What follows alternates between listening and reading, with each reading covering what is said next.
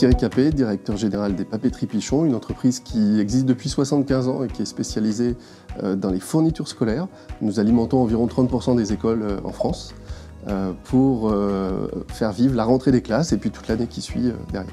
Donc ici nous sommes dans un site ultra moderne qui a été conçu pour les 20 ou 30 prochaines années pour les Papeteries Pichon. C'est pas le premier investissement qu'on fait, environ tous les 20 ans. On change notre logistique. On est en partenariat avec Savoie depuis la fin des années 90.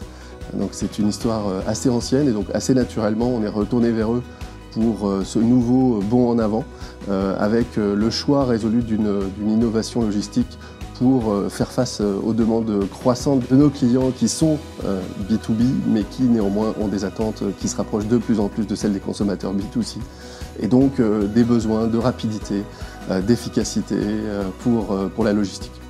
Le processus de commande il est relativement simple. Une ville choisit de travailler avec les Papeteries Pichon et ensuite les enseignants de cette ville vont simplement sur notre site pour remplir leur cartable. Et il y a beaucoup de lignes dans ce cartable, environ 45 pour la rentrée des classes par personne.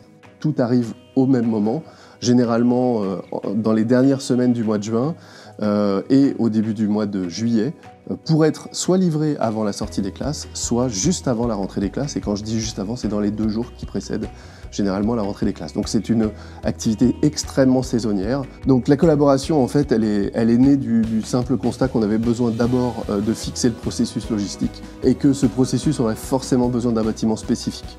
À partir de là, on a d'abord travaillé pendant plusieurs mois avec Savoie pour choisir les différents éléments dans les grandes lignes, puis un peu affiner.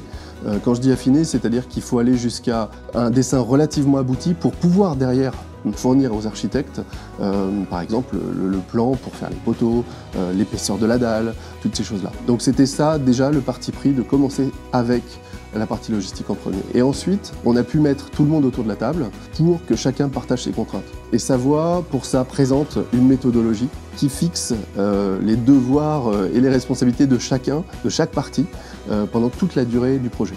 Et c'est grâce à ça qu'on a pu terminer une semaine en avance par rapport à un planning qui avait été fixé plus de 2 ans avant. Donc je pense que ça a réussi. Nous sommes équipés d'une solution PTS, c'est vraiment le cœur du réacteur pour nous, c'est la préparation de commandes de détail. À côté de ça, nous avons également un magmatique qui contient environ 13 000 palettes. Une de ses forces, c'est qu'il a une capacité de s'adapter à différents types de flux, différentes vitesses. Pour nous, c'est important à cause de la saisonnalité. L'autre équipement important que nous avons, ce sont des Givaro qui nous permettent de réduire la taille de nos colis et de fournir aussi un emballage de meilleure qualité, un calage bien plus efficace qu'un calage type plastique. Et au niveau logiciel, ces solutions sont animées par les WCS de Savoie et également leur WMS. Tout ça dans un but de simplifier principalement la maintenance et le recours en fait à de l'aide quand on est dans des situations un peu compliquées. Nous travaillons principalement au mois de juillet, au mois d'août. Ce n'est pas les mois sur lesquels on a le plus de techniciens disponibles. On travaille également la nuit et donc on ne peut pas demander à une équipe de nuit de faire un diagnostic abouti.